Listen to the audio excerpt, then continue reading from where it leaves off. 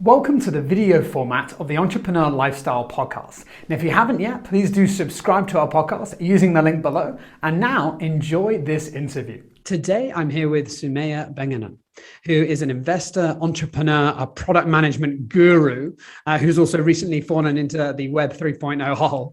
She's extremely detail-orientated and a clear leader in any setting.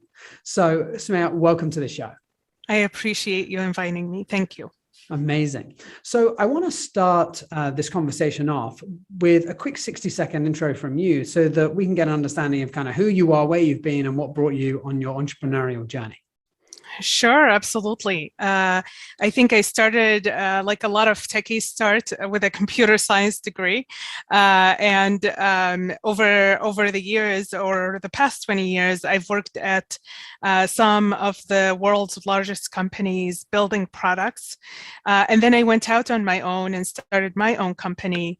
I worked with a couple of startups as well along the way, but always building products as a product manager, as an engineer, as someone who was solving problems for users and creating value. So that's really my background in a nutshell.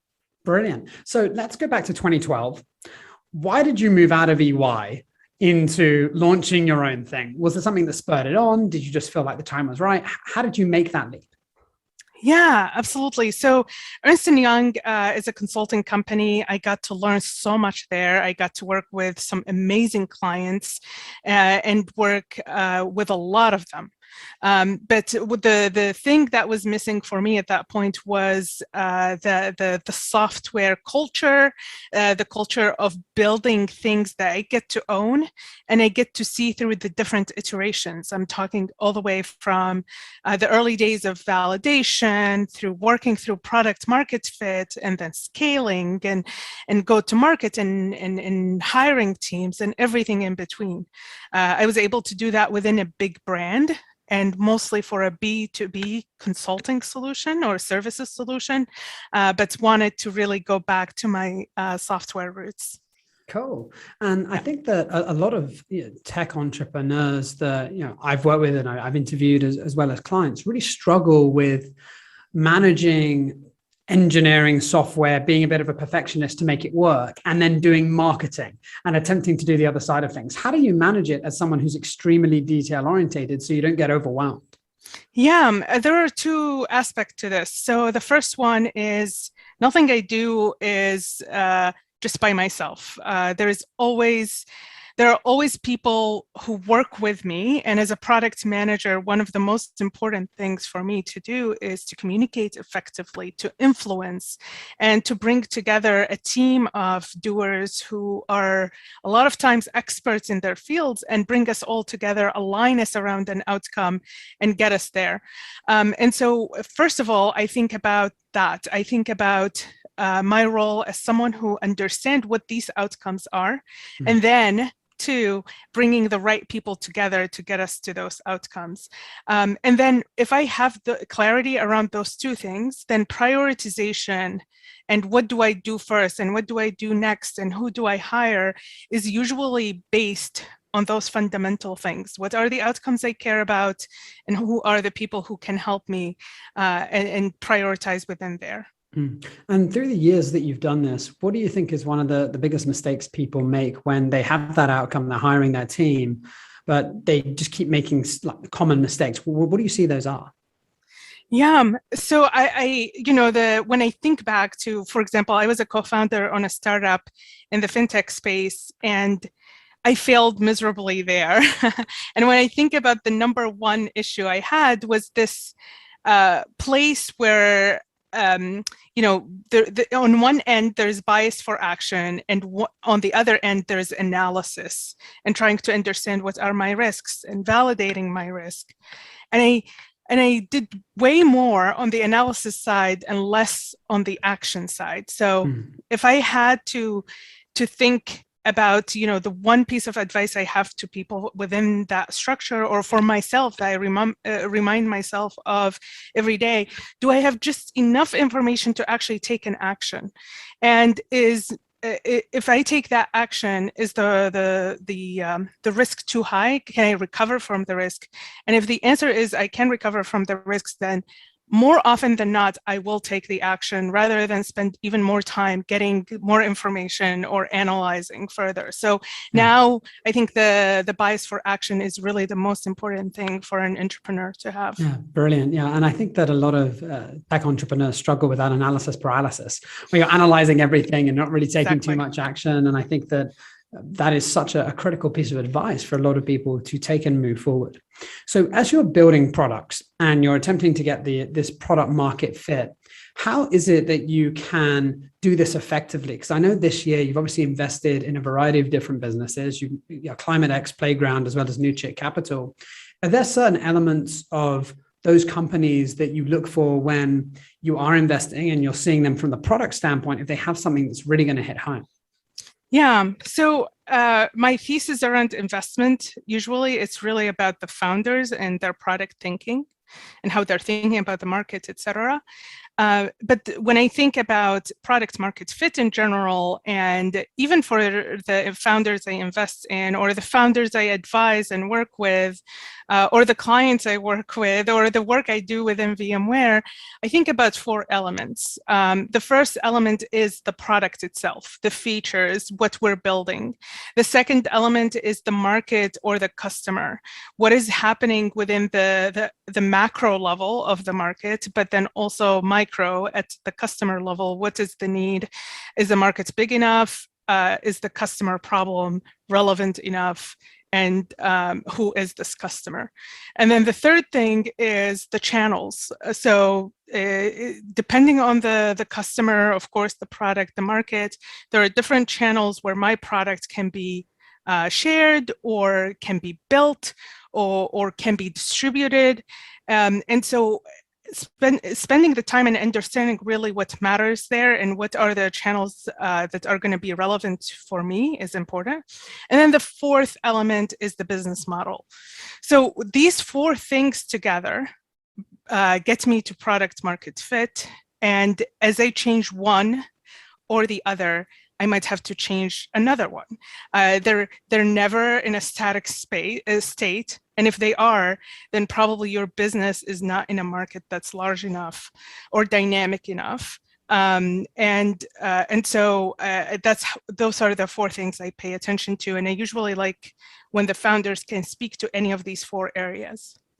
So as an entrepreneur is going through their journey, we've obviously got these 4 elements that you mentioned that are very important in order to tackle, and they're obviously never in a static state. They're constantly evolving. How often do you look at these elements in your business? Is this something that you do on a quarterly basis? Is this something that you do when there's a big decision? How do you systemize that so it doesn't get left behind? Yeah, absolutely. So a couple of things here. I don't think there is a template necessarily for the time or how often you should look at it. And the reason or any of these elements. And the reason I say that is because as one of the 4 changes, which can be at any time, it can change 1 month or in a week after you had looked at it at one point. It can impact any of the other 3. So in general, the way I like to systematically think about this is I do weekly and bi-weekly planning. So in the lean agile world, we can talk about iterations, we can talk about sprints, whatever you use. And I look at what is my outcome that I'm looking for right now or looking to achieve. Have any of the assumptions around that outcome changed, whether it's in the market, the customer, et cetera? And if the answer is no, then I'm going to let it be for that period of the planning. If the answer has changed, then I'm going to look at everything again and try to see what is the impact, how is that going to impact the outcome I'm planning for, and hence change the execution I need to do at this point in time. Yeah. And all of this also implies that there is a need for testing. Because if one element changes, for example, in your market, how is that going to impact your channel? So what happens a lot of times is you come up with a hypothesis that says, okay, this is the new business model I need, but then you need a few weeks or maybe a couple of months, depending on what your, let's say, sales motion looks like, or what kind of product you have, for you to validate that hypothesis. And so, coming up with a rigid template is probably not helpful for most cases. Yeah, and I think what's very interesting about the way in which you articulated yourself there is, whether or not you're doing agile sprints or Scrum or whatever methodology you use, you have a very serious focus on the outcome. And you mentioned outcomes so often in this conversation. I think it's so important for those listening that it's not about just getting the iterations done, getting things done.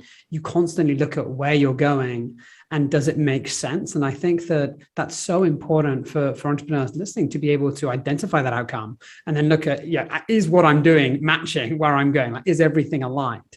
How do you deal? Yeah. How do you deal with where you have different team members who perhaps aren't aligned? Because you mentioned alignment's really important in the team. As a leader, how do you deal with those challenges when you want to go to market and you want to do that, but people aren't thinking the same way as you?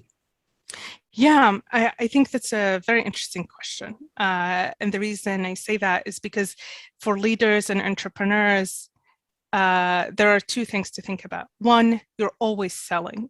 And when we say selling, I'm not talking about transactional selling. I'm talking about trying to influence people to either change behavior or to take action that aligns with what outcomes matter to you or what you want them essentially to do.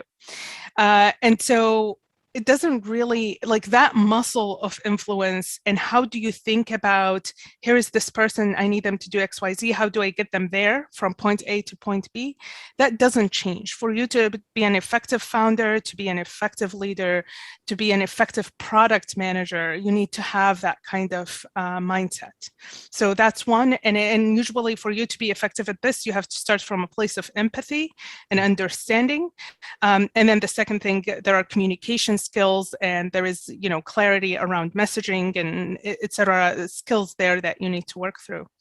The second thing is usually you want to start from a place of shared values when you're working within a team. So if you have a team of high-performing individuals, there is trust, there is a set of shared values you all believe in, then working through the outcomes together, whether it's a process of you sitting all together and actually thinking through what outcome actually matters to us, to our business or to our customers, and coming down to, with that process, a lot of companies do like an annual or a quarterly process to come up, for example, with OKRs, objectives and key results.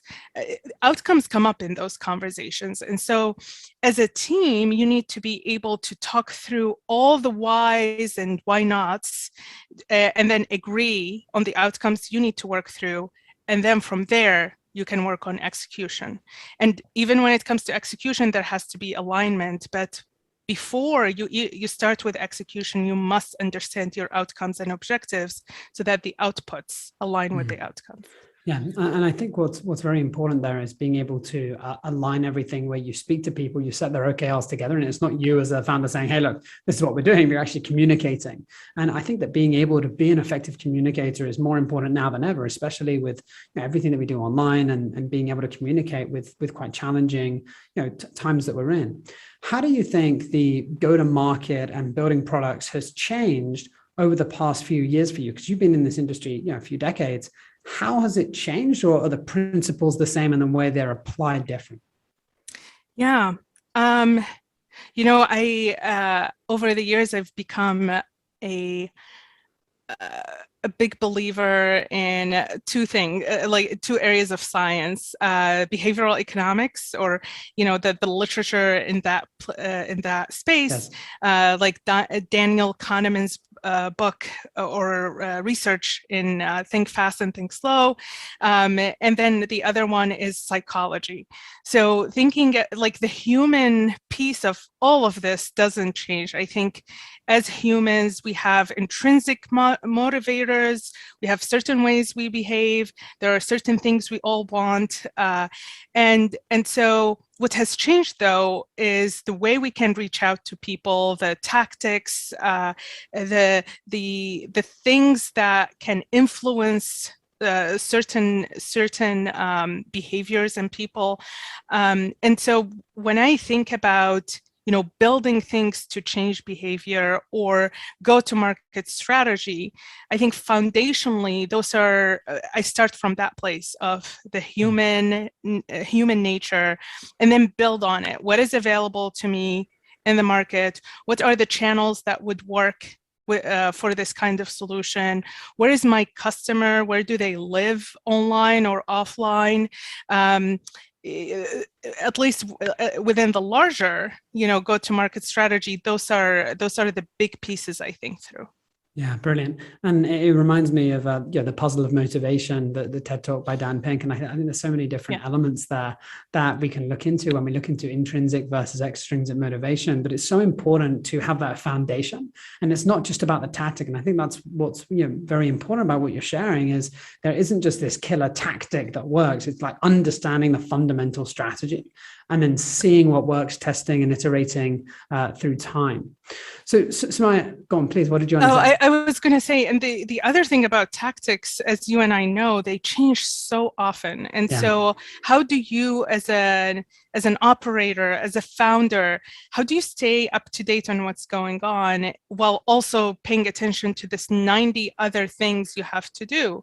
And the reality is, you might have to go hire that Instagram experts and that TikTok experts because you are not that, and that's okay. But you do still need to understand the basics of where is my customer, where can I find them, what are the things that are going to influence their behavior, what does conversion in my space look like, what does a sales motion look like, what is my ecosystem like, and how can I influence it, and how does it influence me? Like those basics don't change, but to your point, definitely the space we're in, especially in technology, constant change is the name of the game, especially with tactics. It is indeed. It is indeed. So for someone listening who's curious to find out more about what you do, and I know there's loads of things you do to give back, what's some of the best ways that people can get in contact with you?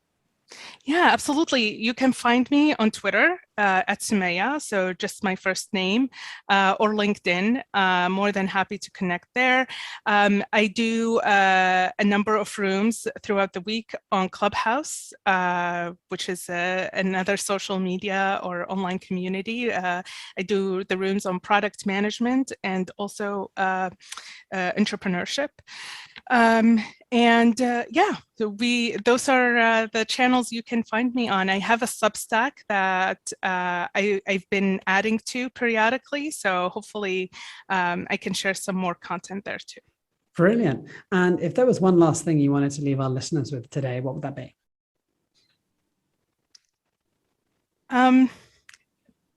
Here's the thing, the one thing I struggled with the most, and that's being able to handle the small failures without letting them become bigger failures.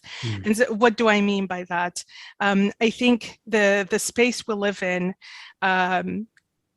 if we're designing experimentation right, we probably will fail multiple times in a week. And and being able to look at that as a learning opportunity every time. It actually took me a few years to get to that point, because I thought being right was the point when learning is really the point. So I want to leave the listener with that. I know this is not necessarily what we talked about for most of this session, but I feel so strongly about the resilience of the entrepreneur, the resilience of the founder, and this is one piece that I have talked to other founders about recently, and I think is relevant. Don't think it's not about the failure; it's really about the learning. Learn and then move on and do better in the next iteration. Yeah, brilliant. I think it's so important. It's so easy to beat ourselves up. And I think being able to progress and do that is fantastic. So Soumeya, thank you so much for coming on the show. Yeah, thank you for the listeners for joining in, and we will see you on the next one. Thanks, Ben.